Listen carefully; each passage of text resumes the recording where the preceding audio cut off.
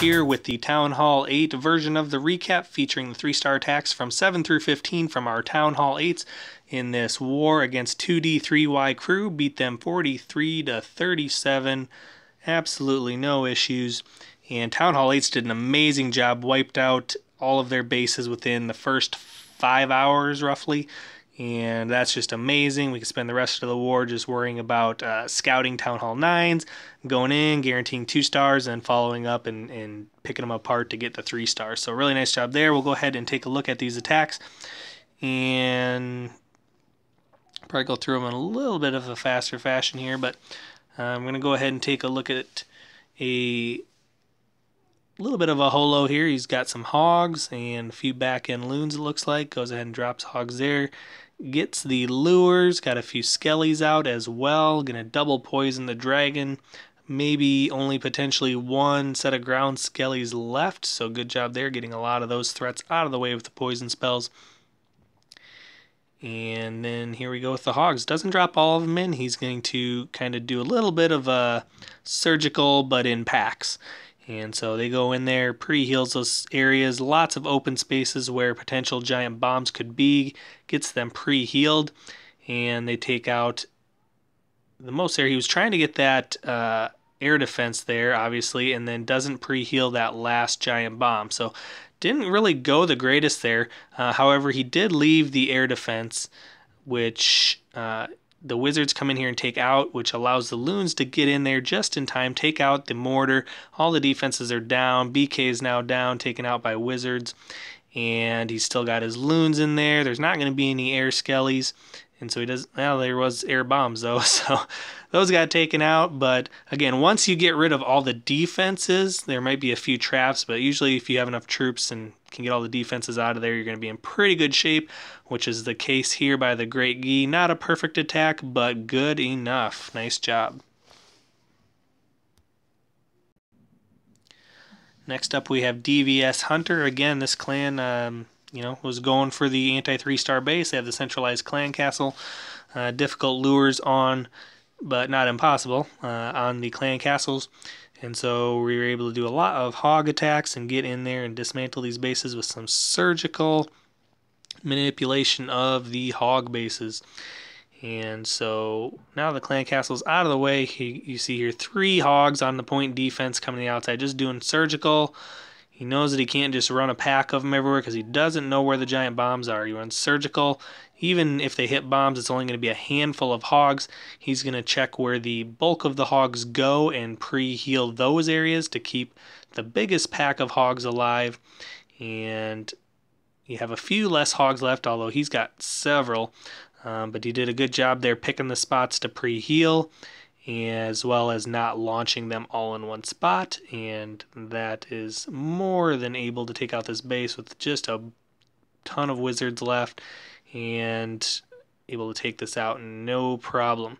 So good job there. When you see those anti-3-star bases, lots of DGB, double giant bomb potential locations.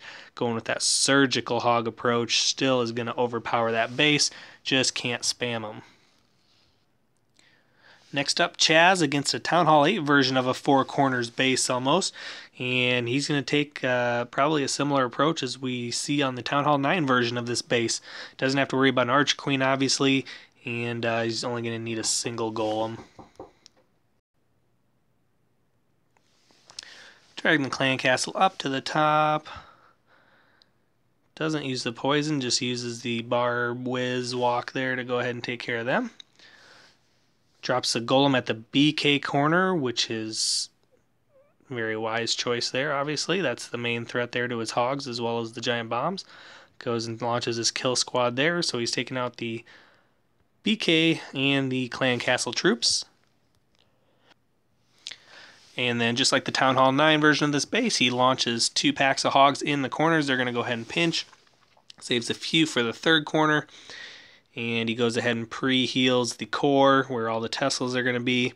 Hogs meet in the core under the heal spell with the poison spell. And they do end up hitting one of those giant bombs, but they had enough health that they lived through it. And he has his wizards coming in on the backside for cleanup to go ahead and finish off the building. So nice job there. Again, when you see these four-corner bases, the GoHos work very well against them because they often do not have double giant bombs. Another 3-star attack by DVS Hunter against this overused internet base. You notice the core there. You're going to have, obviously, your Teslas in there and usually a double giant bomb there right by the town hall. Could be on the other side, I suppose, but typically it's going to be between those air defenses by the town hall for anybody who's going to try to straight hog or holo or anything like that. Goes ahead and sends a significant portion of his lure there to go ahead and get the clan castle, get a defense out of the way, double poison. It's going to go ahead and just drop a cold-blooded golem squad there, kill squad there, so he uses the BK to kind of provide the spread on the other side, so good job there. A nice wide funnel. You need that wide funnel or else the Valks tend to walk. Good rage spell location there to go ahead and break through the walls. Heal spells in the core. What those Valks are going to do is just bust the core up, wide open core. While everything's concentrated and focused on the core, he brings the Hogs in to snipe the outer defenses. They totally stay out of the way of the giant bombs. And Valks are pretty tanky. They live through that. As long as they don't get flipped, they're probably not going to get killed. So really nice job there with the Valks, bringing CC Valks plus a few inventory. And a really nice attack there with a GoVaHo or something like that. Next up, Seymour Kitties against what looks like an anti-ground channeling base here. So he's going to bring the Hogs. He's just going to jump over the walls and ignore all that was challenging. These kind of bases are pretty dumb in my opinion. The ball, these kind of vortex, whatever, spinning, channeling bases, because nobody's using giants or anything like that in war. And so I don't really see the point of them, but that's just one person's opinion here. But he's going to go ahead here and just use a single hog, get the lure in there. I don't know what went off there. It must have been a mortar, wasn't a giant bomb. Again, probably going to use the double poison spell here. It's cheap, easy, effective way to get rid of a dragon. Nope, he's not going to. He's got his wizards and barbs there that he's going to go ahead and use. See how much health is left on that dragon. You really don't need to double poison it unless you just really have a strategy where you don't want to deal with it, in which case it's fine. But again, you notice there's no spots for double giant bombs in the base. All the giant bombs pretty much have to be outside or right at the town hall. And so all he's got to do is kind of cluster his heal spells right around the town hall area. And it's going to be fine. He ends up saving his poison spell for the skellies, but doesn't get them. Would be better off probably maybe waiting till right here, where they're really clustered up there, then drop that poison. And then it would have taken him out, but...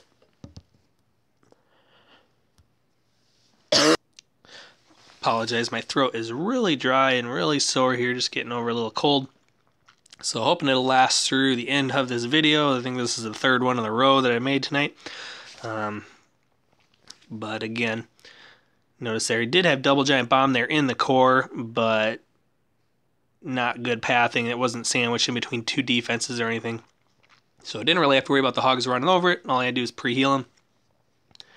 And pretty easy 3-star attack. So nice job there, Seymour Kitties. Alright, back at it and have the water bottle now. We'll see if that helps at all. Here we have Chaz going against the number 12 base. And again, meta base, anti-3-star, centralized clan castle, centralized hero.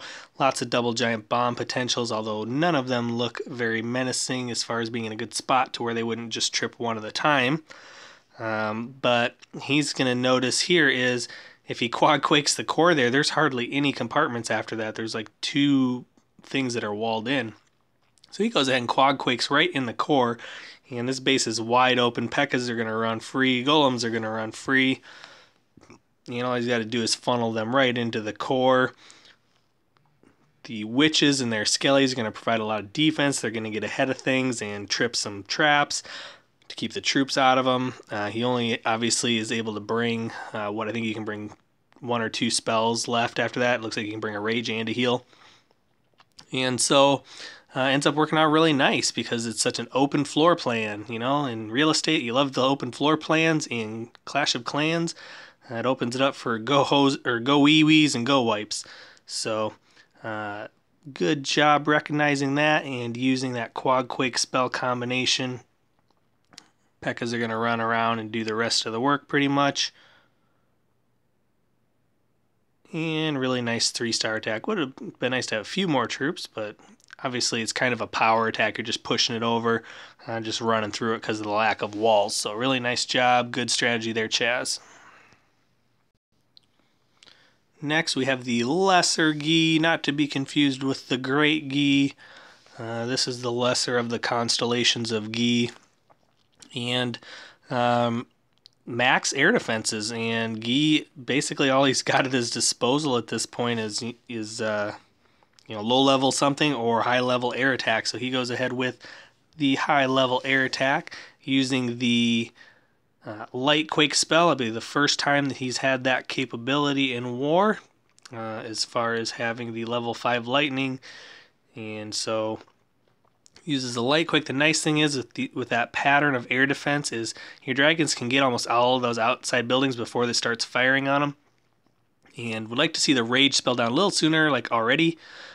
Puts it down right there, doesn't get the loons into it. Now they redirect finally, and everything pushes into those air defenses, but probably would have just gotten that rage spell down while you were engaging the clan castle dragon, and so he would have gone down quicker, everything would have got in there quicker. But again, because this is an anti-air base, once you get into the core and pop that out, the dragons are tanking their remaining archer towers and the loons stay up, and they're able to just snipe in from behind while everything is distracted. Uses his BK there to distract the air targeting defenses, and the loons come in from behind and take them out. BK stays alive, still has 4 or 5 dragons up, couple loons, and really nice job against max air defenses.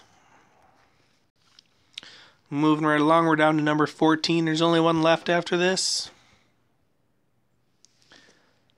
And these are the low air defense level ones. What did he do? He missed the quad or the light quake there. Nice job. I see quake. I don't know what happened there. He just biffed a light quake or something. Goes ahead and uses the rage. Totally missed. I have no idea. I don't know how you miss a light quake. It's so easy to do, but anyway, drops it in there. He's able to get the dragons to get the last breath on that. I was lucky enough that the rest of the defenses are low level. You're talking level, what, 7 or something. Level 7 archer towers, low level Teslas, that kind of thing. Their other 2 ADs were level 5. And so against the level 3 dragons, he ends up getting away with that mistake. But I don't know. I've never missed a light quake, so I don't understand it. I'll probably go back and rewatch that. Yeah, we'll do that. Let's go back and rewatch it and see how in the heck he missed a light quake from the beginning. Because I don't get it.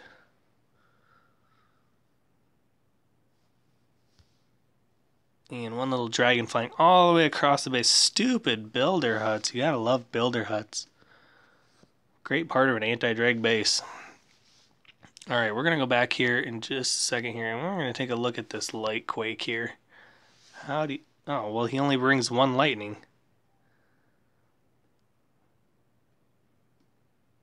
And, yeah, I don't know what you were trying to do there with all those other earthquake spells. That doesn't happen. There's diminishing returns on subsequent earthquake spells, and so you got to have double lightning there, which you should know.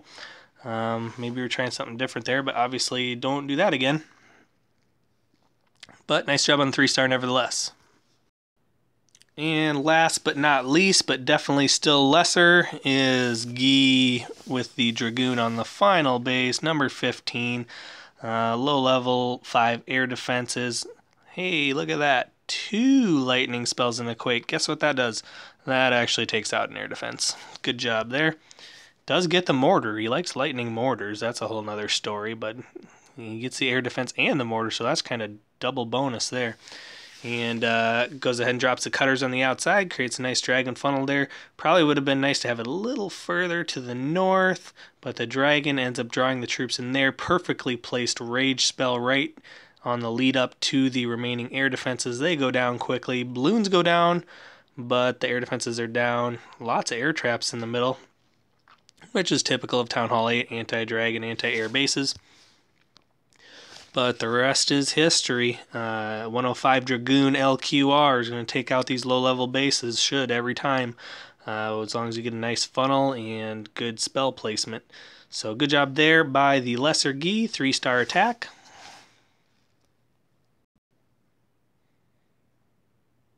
That'll wrap up the Town Hall 8 version of this war recap. Great job to everybody. Make sure you hit that like button, subscribe to the channel, follow us on Twitter at ClashWithTaf. That's at ClashWithTAF. This is the Allfather. Until next time, take care, everybody.